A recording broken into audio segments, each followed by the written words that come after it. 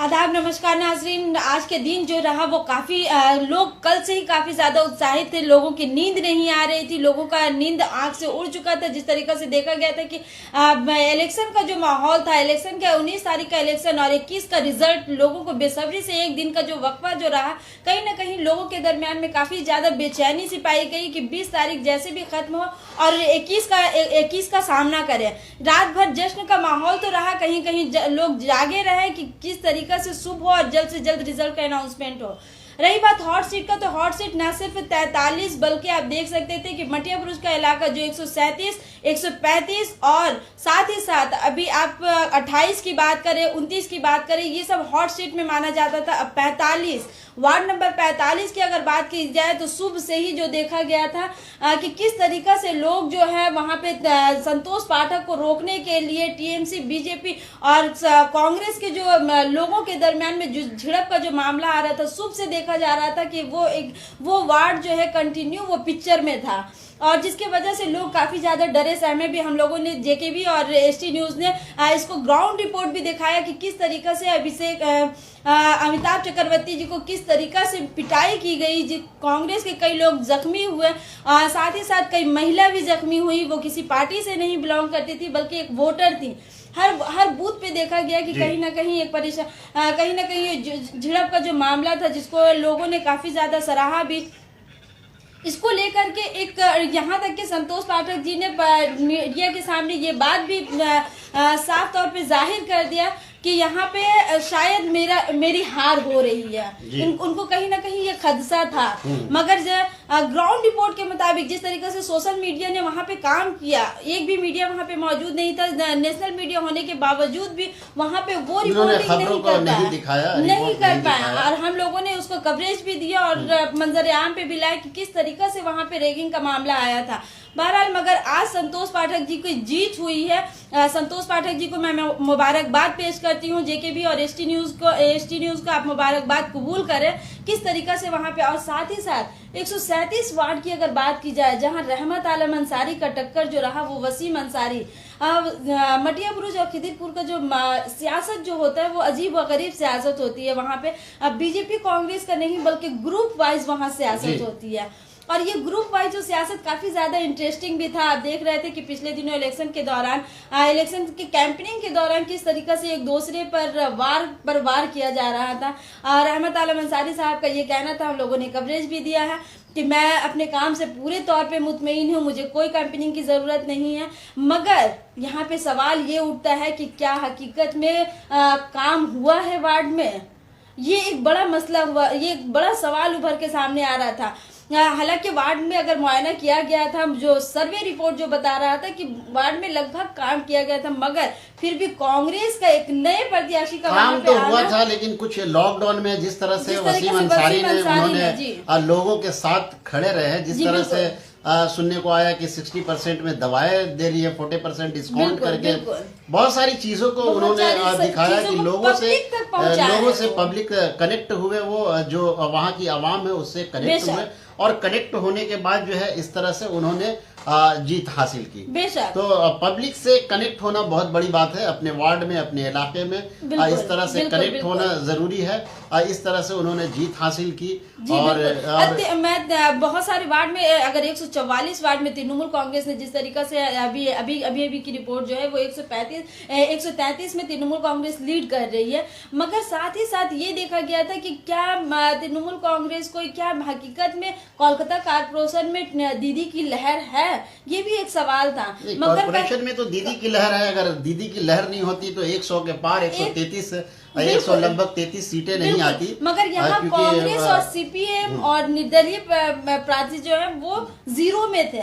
मगर अभी जो खाता जो खुला है उसमें देखिए कि आप ऑदर्स में 3 लोग जा रहे हैं, निर्दलीय में 3 लोगों का होना, 3 कैंडिडेट का सामने आना और कांग्रेस का आजाद उम्मीदवार की सबसे बड़ी खासियत अब देखने को आ रहा है कि इतनी बड़ी पार्टी तृणमूल कांग्रेस और 43 में हार जाना, ये बहुत बड़ी बात है। आप देख सकते हैं कि 43 में तो आवाम जनता, वही मैं कह रहा हूँ कि जो लोगों के साथ कनेक्ट होते हैं, जो लोगों के साथ कनेक्ट रहेंगे उस इलाके में लोगों के साथ उठेंगे, बैठेंगे, साथ में रहेंगे, उनकी दुख तकलीफ को कुछ समझेंगे। वार्डों में यही देखा बहुत गया बड़ा है और फैक्टर कुछ है। वार्डों में ये भी देखा जा रहा है कि यूथ को ज्यादा तरजीह दी गई है। जाहिर सी बात है, अगर इलाके का डेवलपमेंट है तभी। अब सबसे बड़ा सवाल उभर के आता है कि कुछ वार्ड जो मखसूस वार्ड है, आप अगर देख रहे हैं तो यहाँ पे 3 पार्ट में तब्दील कर दिया गया है। एक तो बांग्ला भाषी, एक दूसरा हिंदी भाषी और तीसरा उर्दू भाषी। उर्दू भाषी की अगर बात की जाए तो उर्दू भाषी में 12 वार्ड जो आ रहा है वो उर्दू भाषियों का आ रहा है, और उस वार्ड में तृणमूल कांग्रेस काफी ज्यादा तादाद से वो तृणमूल कांग्रेस को जीत का परचम लहराया गया।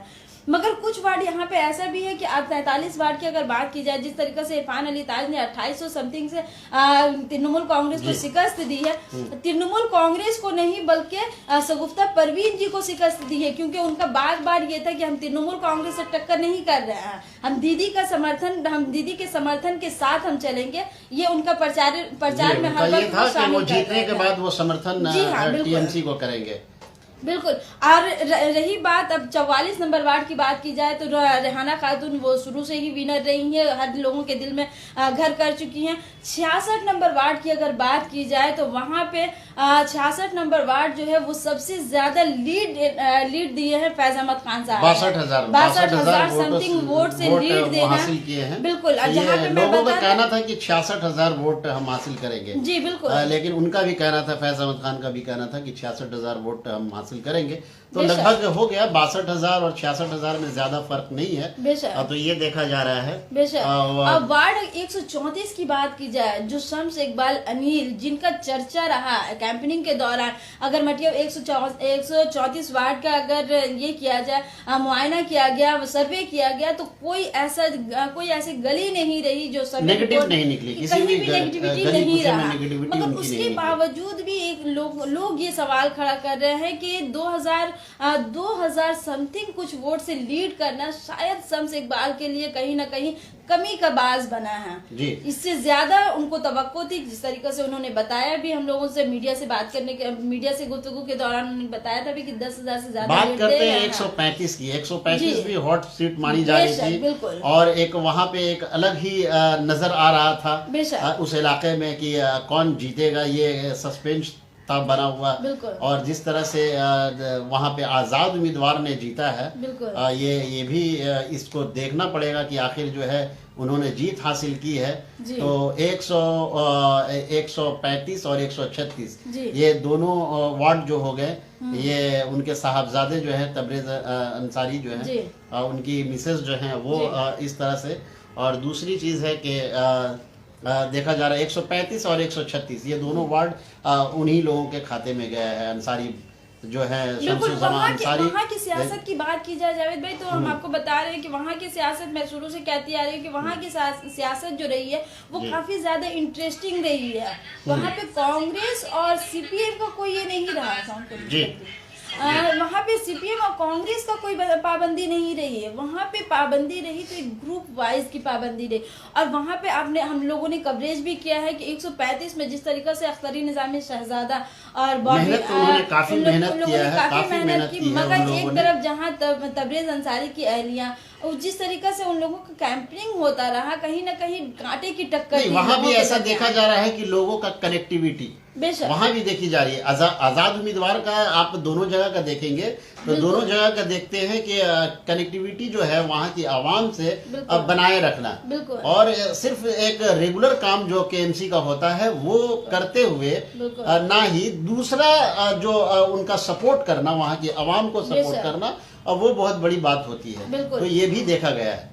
वहाँ की सियासत और भी ज्यादा इंटरेस्टिंग इसलिए भी है क्योंकि वहाँ पर आप देखिए कि शमसु जमा अंसारी जो खुद तृणमूल कांग्रेस एक कद्दावर नेता है, और तृणमूल कांग्रेस को के वो MMIC है, और उनके बेटा जो है, उनकी बहू जो है वो निर्दलीय से खड़ी हो रही है, और सूरज की रोशनी बिखेरते हुए जोड़ा फूल को मात देना, ये बड़ी बात है उनके लिए भी, बहुत बड़ी बात है, अचीवमेंट है उनके लिए। मैं उन्हें भी मुबारकबाद पेश करती हूँ जिस तरीके से उन्होंने तृणमूल कांग्रेस बल्कि रूलिंग पार्टी को टक्कर दे करके और जीत का परचम लहराया। बहुत बहुत मुबारक हो आपको भी। और इसके साथ ही साथ अगर हम वार्ड नंबर 65 की बात करें, निवेदिता शर्मा 65 की भी बात कर लीजिए तो वो भी बहुत भारी मार्जिन से सुशील शर्मा की जो शर्मा एक्टिविटीज जो वो रहा कद्दावर नेता रह चुके हैं।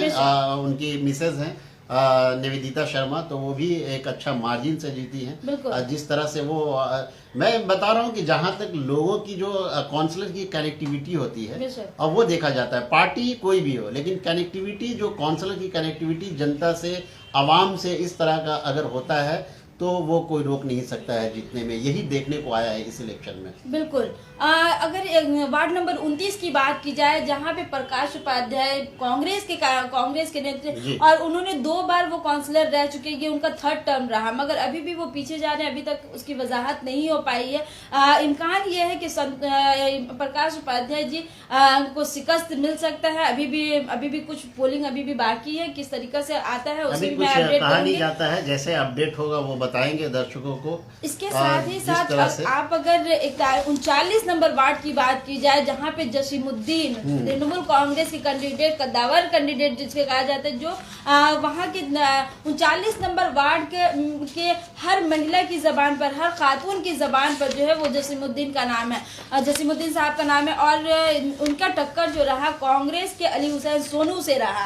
और जिस तरीके से इलेक्शन के दौरान भी देखा गया है, कुछ छिटपुट हर जगह वारदात हुए हैं, वहां पे भी हुए, मगर यहाँ पे जसीमुद्दीन साहब विनर हुए। बहुत बहुत मुबारक हो जसीमुद्दीन साहब आपको भी।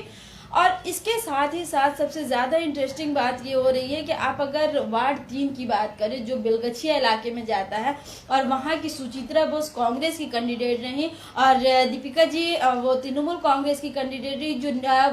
जो घरेलू खातून है, जो घरेलू महिला है, कुछ एनजीओज में उनको देखा गया है काम करते वक्त, मगर उनसे एकदम नॉर्मल वो बिहेवियर है उनका, और उनकी जीत होना काफी बड़ी बात है। क्योंकि वो आपको बता दें कि वो डॉक्टर शांतानु सेन वहां पे कुछ भी काम नहीं किए थे, जो तृणमूल कांग्रेस के कैंडिडेट थे, मगर इन्होंने बिलगछिया वासियों से को उम्मीद दिलाई है कि आगे, अब जब मैं आ रही हूँ तो इलाके में डेवलपमेंट होगा, न्यू मॉडल बस्ती को हकीकत में न्यू मॉडल ही बनाया जाएगा। क्या लगता है भारतीय जनता पार्टी की जो सीटें आई हैं, 3 सीट आई हैं अभी, जिस तरह से देखा जा रहा है कि 50 नंबर वार्ड जो है शजल घोष उन्होंने बाजी मारी, हालांकि उनका भी एक वावेला मचा हुआ था, उनके ऊपर भी आरोप था कि बहुत सारी आप बिरयानी बनाकर जो है तकसीम कर रहे हैं और बिरयानी दे करके वोट हासिल कर रहे हैं। तो ये बिरयानी का कहाँ तक होता है कि बिरयानी देकर वोट लेना?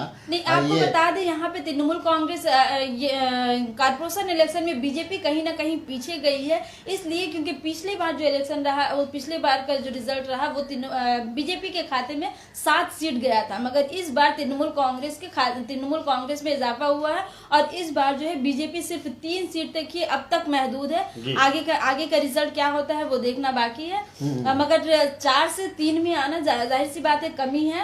और 63 की बात की जाए, जहां नवीन मिश्रा और बीजेपी प्रार्थी थे, और सुष्मिता भट्टाचार्य जो टीएमसी से ताल्लुक रखती थी, जिनका एक जमीनी पकड़ भी है, हर वक्त नवीन मिश्रा की जबान से ये सुनी गई थी कि वो 99% लोग जो है वहां पे उनको पसंद करते हैं, जिस तरीके से उन्होंने काम किया। क्या वजह है कि वो हार गए? मगर सवाल ये उठता है कि आखिर क्या वजह है।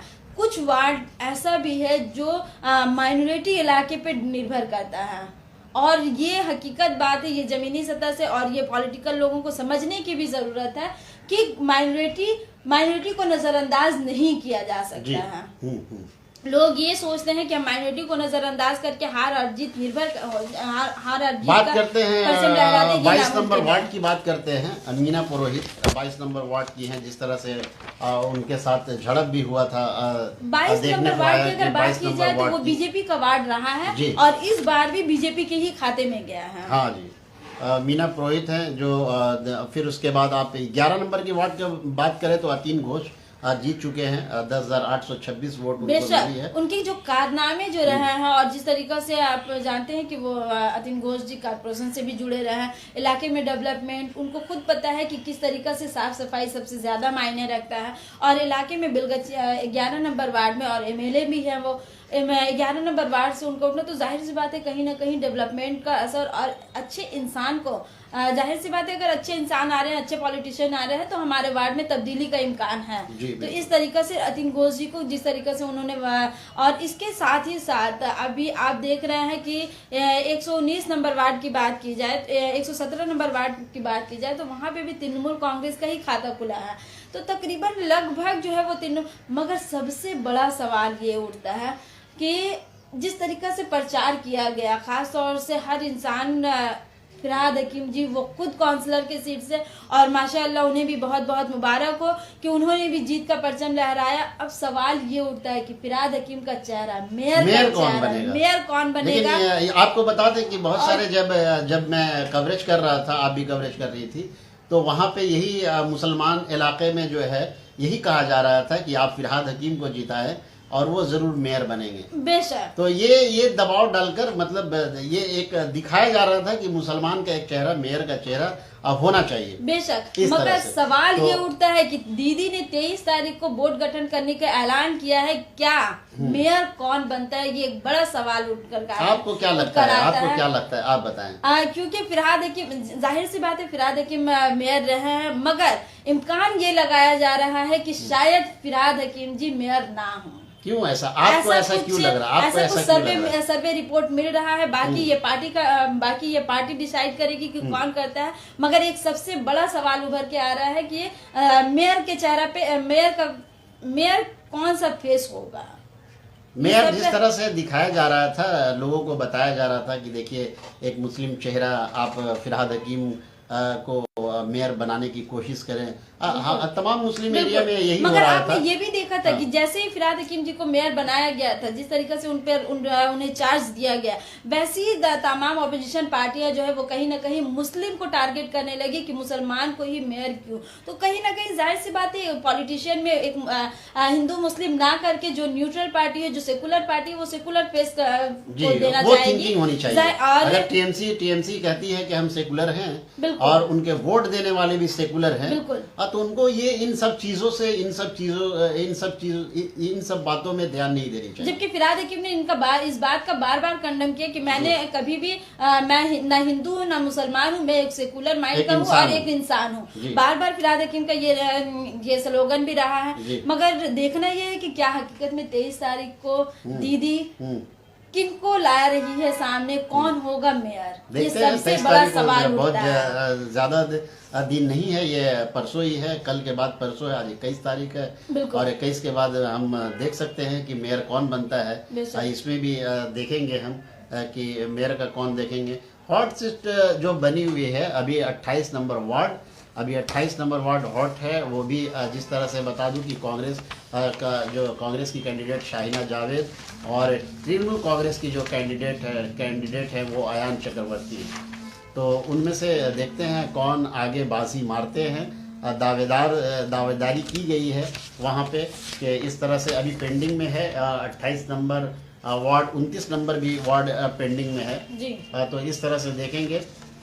जिस तरह से आज एक चीज़ और बता दें कि आज भी झड़प हुई। जिस तरह से मैं 45 नंबर वार्ड का कवरेज किया था, 45 नंबर वार्ड में एक मैदान जंग बन गया था। आज भी देखने को आया कि वहाँ पे जीत जब घोषित की गई संतोष पाठक की, तो उसके बाद जो है तृणमूल कांग्रेस के कार्यकर्ता और संतोष पाठक के जो कार्यकर्ता हैं, मतलब कांग्रेस के जो कार्यकर्ता हैं, दोनों में आमना सामना झड़प देखने को आया। ये नहीं होनी चाहिए, ये बिल्कुल नहीं होनी चाहिए। हम और आप हार और जीत को तस्लीम करनी चाहिए सभी को। बेशक, मगर हम और आप जिस तरीके से हम लोग ग्राउंड रिपोर्ट किए थे श्री जैन विद्यालय में, वहाँ पे बाज़ाब्ता कांग्रेस के लोगों का ये कहना था कि अगर हम जीत कर आते हैं उसके बाद हम जिस तरीके से उन पर अत्याचारी या फिर बहुत सारे लोग वहाँ पे इंजोर्ड भी हुए थे, तो जिस पर उन लोगों कांग्रेस का कहना था कि हम अगर जीत कर आते हैं तो हम सबक सिखाएंगे। प्रशासन और पुलिस को थोड़ा सा शिकंजा कसनी चाहिए थी वहाँ पे, क्योंकि वहाँ पे बहुत देख रहे थे कि पुलिस जो है बहुत लाचार नजर आ रही थी। तो उनको थोड़ा सा मजबूती दिखाना पड़ेगा इन सब चीजों में। कोई बाहरी आदमी अगर वोटर है तो वो अंदर जा सकता है, बाहरी आदमी ना जा पाए, इस तरह से ये चीज होनी चाहिए। अब बीजेपी की अगर बात की जाए तो मैं आपको बता दूं नाजरीन के वार्ड नंबर 22, 23, 50 ये बीजेपी का सीट रहा है और बीजेपी इस बार बीजेपी का ही खाता खुला है। और साथ ही साथ कांग्रेस की बात की जाए तो कांग्रेस इस बार 137 में कांग्रेस जो रहमत आलम अंसारी को टक्कर देकर के वसीम अंसारी साहब सामने आए हैं। और साथ ही साथ 45 नंबर वार्ड जो संतोष पाठक का एरिया रहा है और जिस तरीके से वो खुद भी हौसला हार चुके थे, हिम्मत हार चुके थे, मगर सच्चाई की जीत हुई, सच की जीत हुई और संतोष पाठक जी का वहाँ पे बात करते हैं 60 नंबर वार्ड की। 60 नंबर वार्ड में भी बहुत ड्रामे तरीके से जिस तरह से पहले सीट किसी और को दे दिया गया था, फिर उसके बाद सीट अलॉटमेंट जो मौजूदा काउंसलर थे, जो एक्स काउंसलर थे, उनको दिया गया। और इसमें बहुत देखा जा रहा था कि बहुत टक्कर की लड़ाई हो रही थी। तो इसमें जो है जीत उन्हीं का हुआ है जो उन्होंने कहा था कि हार कर जीतने वाले को बाजीगर कहते हैं। तो उन्हीं की जीत हुई है कि ये डायलॉग उन पे बहुत सूट कर गया है। मैं उनका इंटरव्यू जरूर करूंगा। उन्होंने यही कहा था कि हार कर जीतने वाले को बाजीगर कहते हैं। तो ये फिल्मी डायलॉग उन्होंने कहा था। बेशक एक ड्रामाई माहौल रहा और वाकई में वो जीत हासिल किया उन्होंने, जीत हासिल किया। बेशक कैसर जमील साहब को भी जेकेबी और एसटी न्यूज का आपको बहुत बहुत मुबारक हो। किस तरीके से आपने आपका जो स्लोगन रहा कि हार कर जीतने वाले को बाजीगर कहते हैं और आपने वो सच कर दिखाया। इनका जो टक्कर रहा कांग्रेस के प्रत्याशी मोहम्मद नदीम साहब से, जो एक युवा नेता है और उन्हें 2015 में वो बहुत ही कम मार्जिन से उन्हें शिकस्त मिली थी। और इस बार वो पूरी उम्मीद थे कि कांग्रेस का खाता शायद खुल सकता है 60 नंबर वार्ड में, मगर ऐसा नहीं हुआ। और साथ ही साथ अगर आजाद कैंडिडेट की अगर बात की जाए इंडिपेंडेंट में, तो आप देख रहे हैं कि एक आपका 135, 43 और साथ ही साथ कुछ और भी वार्ड है जहां पे इंडिपेंडेंस का खाता खुल सकता है। अभी भी इम्कान है नहीं खाता खुलने का। जहां तक बात मैंने कहा, आपको पहले ही कहा कि जो 43 में हुआ है वो लोगों की कनेक्टिविटी, जुड़ना, लोगों से जुड़ना, जिस तरह से देखा गया था पैंडेमिक में जुड़ना, और पैंडेमिक से पहले भी उनका जो देखा गया है बैकग्राउंड कि इस तरह से लोगों से के साथ रहते हैं, लोगों के साथ रहते हैं, हमेशा खड़े रहते हैं जिस तरह से। तो वही मैं कह रहा हूँ कि लोगों के साथ जो जुड़ कर रहेगा। केएमसी का काम है, देखिए साफ सफाई है, उसका स्वच्छता है, जहाँ पे कम्युनिटी हॉल नहीं है। इरफान अली ताज जी को देखा गया है कि जमीनी सतह से उतर कर वो काम किए हैं, वो चाहे लॉकडाउन हो या फिर लॉकडाउन से पहले भी देखा गया है। एक इंसानी हमदर्दी भी देखा गया है उनके दरमियान। तो कहीं ना कहीं युवा से लेकर के वहाँ के बुजुर्ग महिला, जब वो कैंपेनिंग के दौरान जब बाहर निकले थे, जब रोड शो कर रहे थे, तो वहां पे कहीं ना कहीं ये देखा गया कि बुजुर्ग महिला और बुजुर्ग लोगों को देखा गया है कि वो काफी दूर तक पैदल जा रहे हैं, मार्च कर रहे हैं। उनकी दुआएं उनके साथ रही, उनकी दुआएं, और ये ऐसे खूबसूरत मौसम में, इस तरह का मौसम में दो पत्तों का लहर उठना, ये काफी बड़ी बात रही है। मैं जब वोटिंग का टाइम हो रहा था, जब वोटिंग हो रही थी, मैं उस वक्त गया था वहाँ पे। तो मोहम्मद जान स्कूल के पास मैंने रिपोर्टिंग भी किया था, लेकिन दोनों चीजें देखने को आ रही थी। मैंने जब एक सवाल किया, जब वोट देके आ रहे थे, तो मैंने पूछा कि कैसा लगा आपको, वोट दिया आपने? बोले हाँ मैंने वोट दिया। मैंने पूछा नहीं कि किसको दिया, उन्होंने कहा 2 पत्ती को दिया। फिर उसके बाद 2-3 लोग और बोलने लगे कि 2 पत्ती को दिया। फिर उसके बाद ये कभी एक सज्जन से पूछा तो उन्होंने कहा कि मैं जोड़ा फूल को दिया है। चावल जो होता है, पुराना चावल होता है, वो पुराना चावल की बात ही अलग है। तो मैं समझ गया कि आपने कि उनको और कि उन्होंने किसको वोट दिया है। तो ऐसी बात नहीं थी, ज्यादा मार्जिन से भी इरफान अली ताज और जो उनकी मिसेज हैं आयशा कनीज, वो ज्यादा मार्जिन से नहीं जीती है। देखिए जीत होती है 2800 समथिंग वोट से आगे आना, जीत होती है, चाहे वो एक वोट ही हमारे लिए मायने रखता है।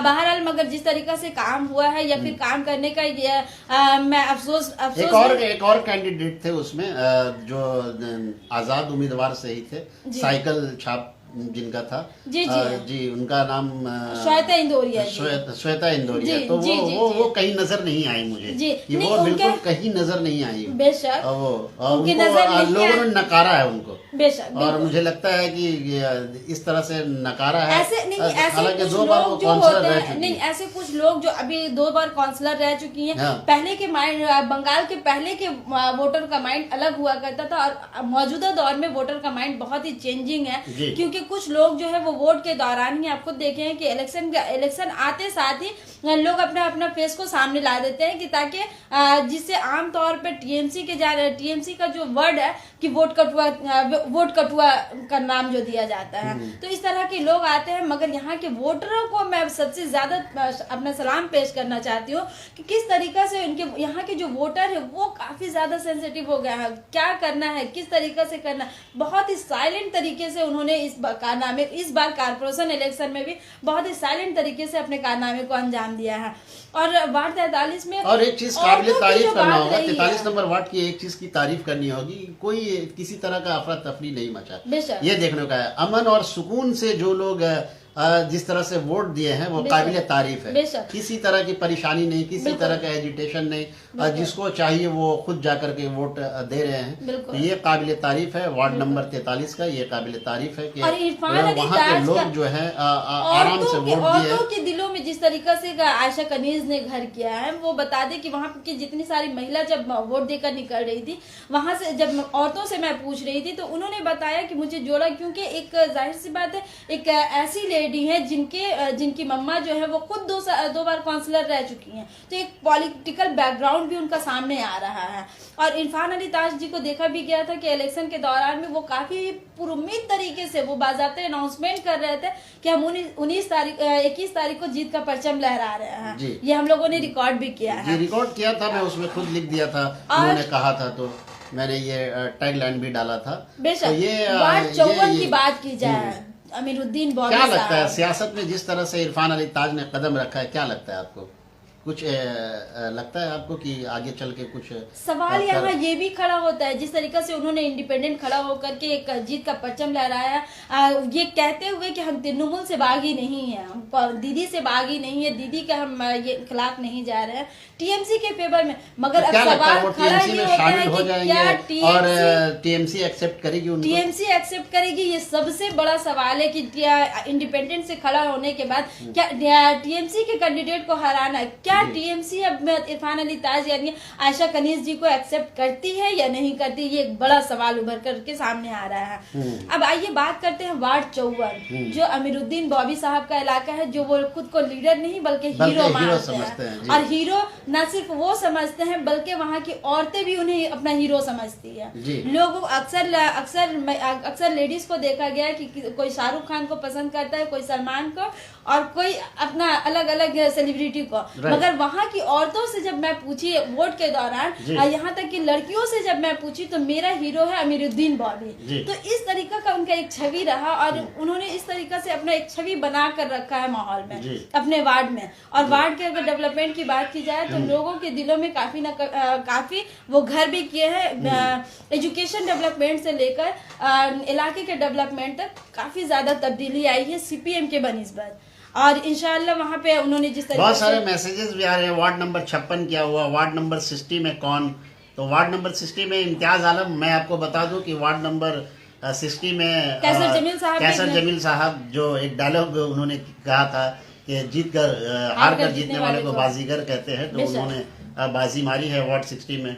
अमीरुद्दीन बॉबी जी 25,900 वोटों से वो 54 नंबर वार्ड में जीते हैं। तो इस तरह से बहुत सारे मैसेजेस मेरे पास आ रहे हैं। कई कितने मैसेजेस हैं इसमें। वार्ड 56 की बात किया जा रहा है। वार्ड 56 की बात करें तो आवाज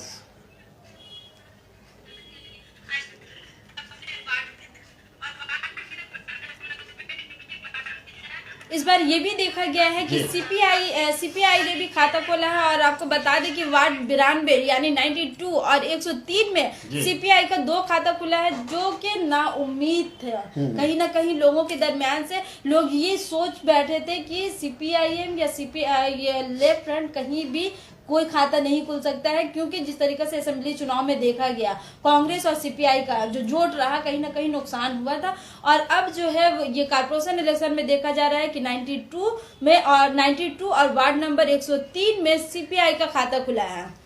3 अदर्स दिखा रहे हैं यहाँ पे, 3 अदर्स में है। एक अदर्स तो आपका उम्मीदवार जो हो गए 43 नंबर वार्ड हो गया, 43 नंबर वार्ड, और एक उम्मीदवार 135 नंबर वार्ड में हो गया। तो ये आजाद उम्मीदवार है, दो हैं, 3 है और है 3 तीसरा वो देखेंगे। फिर बीजेपी का मैं बता दूं कि बीजेपी का 3 सीट है, 3 सीट है। सजल घोष जो 50 नंबर वार्ड के हैं, 22 नंबर वार्ड के जो हैं मीना पुरोहित हैं, और 23 नंबर जो वार्ड है आपका, 23 नंबर वार्ड जो है वो 23 नंबर का है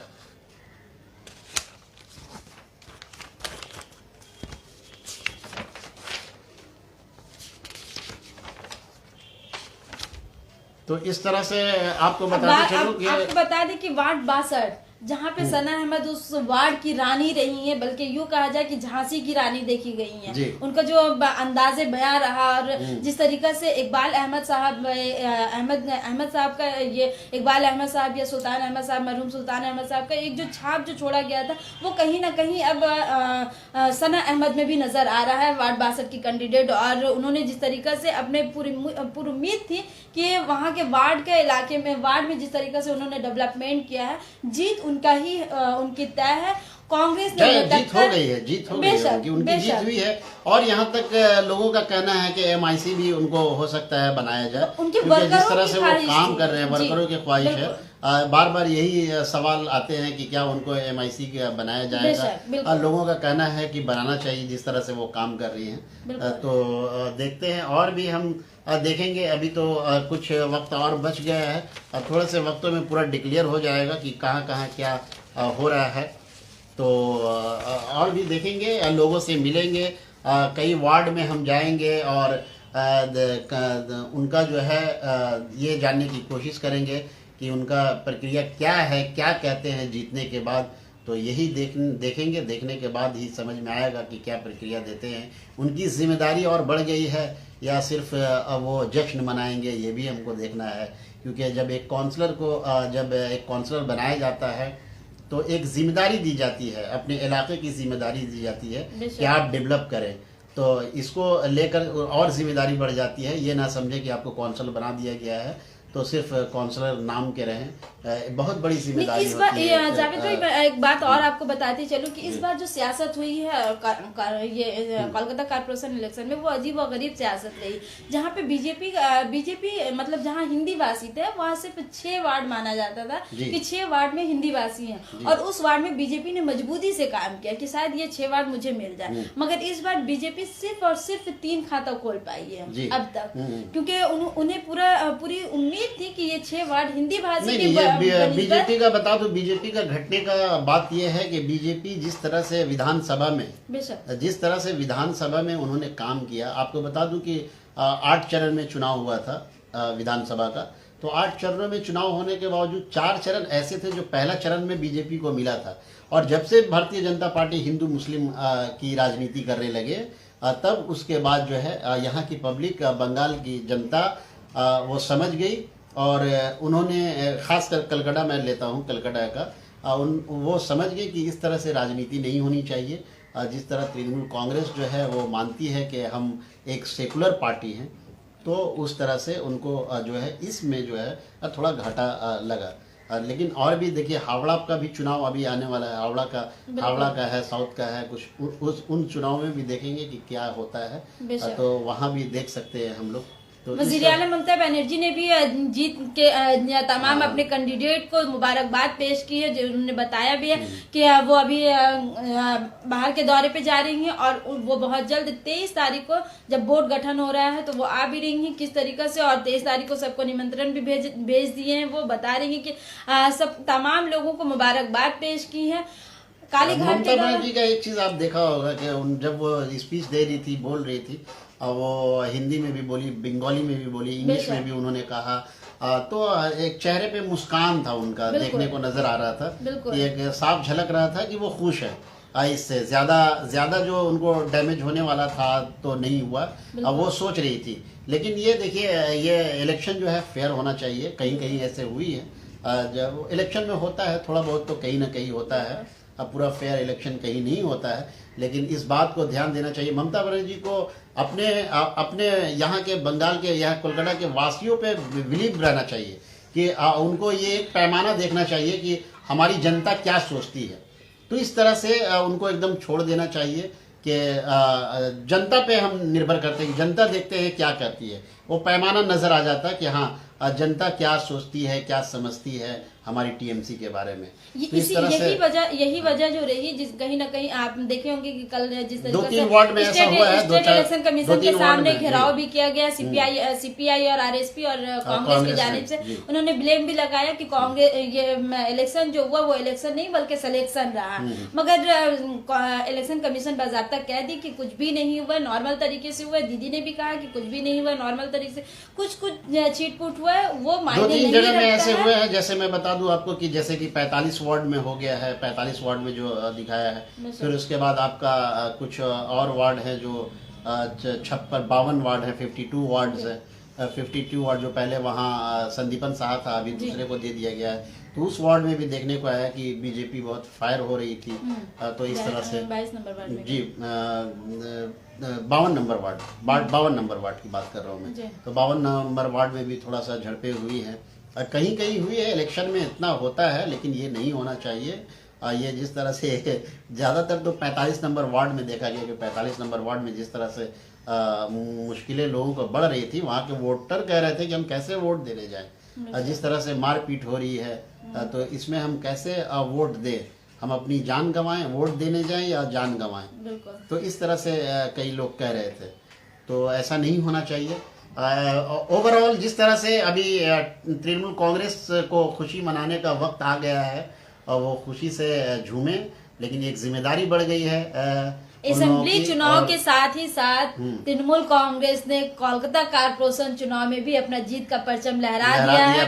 और जीत का परचम जो है, कहीं ना कहीं ये जीत का परचम, मैं ये कह दूं कि ये काउंसलर यानी कोऑर्डिनेटर के साथ ही साथ दीदी का जितनी सारी स्कीम जो रही है वो इस बात की सबसे बड़ी गवाही रही और सूदमंद साबित हुआ। दीदी ने जिस तरीके से 60 से ज्यादा स्कीम जो निकाले वो सिर्फ और सिर्फ जमीनी सतह के स्कीम थे। सवाल ये भी उठा है कि किस तरीके से अगर दीदी अगर ये सारी स्कीम अगर नहीं निकालती तो हमारे तो काउंसलर और कोऑर्डिनेटर के पास क्या मुद्दा होता, ये सबसे बड़ा सवाल था। क्या सिर्फ सड़क, पानी और बिजली के मुद्दे पर अपनी जीत हासिल बस वहीं तक महदूद हो जाती। ये एक बहुत बड़ा ममता बनर्जी ने जिस तरह से एक प्लान तैयार किया है कि तमाम लोगों को कैसे फायदा पहुंचाया जाए, तो एक टास्क दे दिया है उनको कि ये करना है, आपको ये सब करना है। ये सब काउंसलर को अब ये पूरे तौर पे ये अपना आदेश दे चुकी है कि काउंसलर अब एसी रूम में बैठकर नहीं रह सकेंगे, बल्कि आपको जमीनी सतह में और इलेक्शन लोगों के साथ जाना पड़ेगा। बिल्कुल, इलेक्शन से एक दिन पहले दीदी ने जिस तरीके से कहा कि अगर नहीं कर सकते हैं तो सीट को छोड़ना होगा। ये पार्टी का इस तरह का बयान का आना और इलेक्शन महज एक दिन बाकी है, एक दिन पहले इस तरह का बयान आना एक बड़ी बात रही। कहीं ना कहीं दीदी जिस तरीके से खुद काम कर रही हैं जमीनी सतह पर उतरकर, ये अपने लोगों से भी यही भरोसा और विश्वास बनाए रखी है कि इनके लोग भी उसी तरीके से उसी जमीनी सतह से उतरकर काम करें, जमीनी सतह पर उतरकर ही काम करें। क्योंकि काउंसलर की जो जिम्मेदारी होती है वो सबसे बड़ी जिम्मेदारी होती है। एक एमपी, एक एमएलए से कहीं ज्यादा बड़ी जिम्मेदारी एक काउंसलर की होती है, क्योंकि अपने वार्ड को देखते हुए, अपने वार्ड के लोगों को देखते हुए, वार्ड के इलाके के डेवलपमेंट से लेकर के तमाम सरकारी स्कीमों को पब्लिक तक पहुंचाना जो एमएलए और एमपी के बस की बात नहीं होती है, वो काउंसलर कर पाते हैं। जी, तो बहुत बहुत शुक्रिया जेकेबी न्यूज़ और एसटी न्यूज़ को देखने के लिए। और अभी हम वहाँ चलेंगे जहाँ लोग जीत का जश्न मना रहे हैं। कई काउंसलर के पास जाएंगे, जो कैंडिडेट है, जो काउंसलर बनने वाले हैं, उनके पास जाएंगे, उनकी रिएक्शन देखेंगे कि क्या रिएक्शन है उनका। तो इसको ज़्यादा से ज़्यादा लाइक करें, शेयर करें और कमेंट ज़रूर करें। बहुत बहुत शुक्रिया जेकेबी न्यूज को देखने के लिए। आपको तमाम खबरें मिलती रहेंगी, इसी तरीके से अपडेट रहे और हम दोनों ही जेकेबी और एसटी न्यूज आपको तमाम अपडेट से हम वाकिफ कराते रहेंगे। देखते रहिए एसटी न्यूज।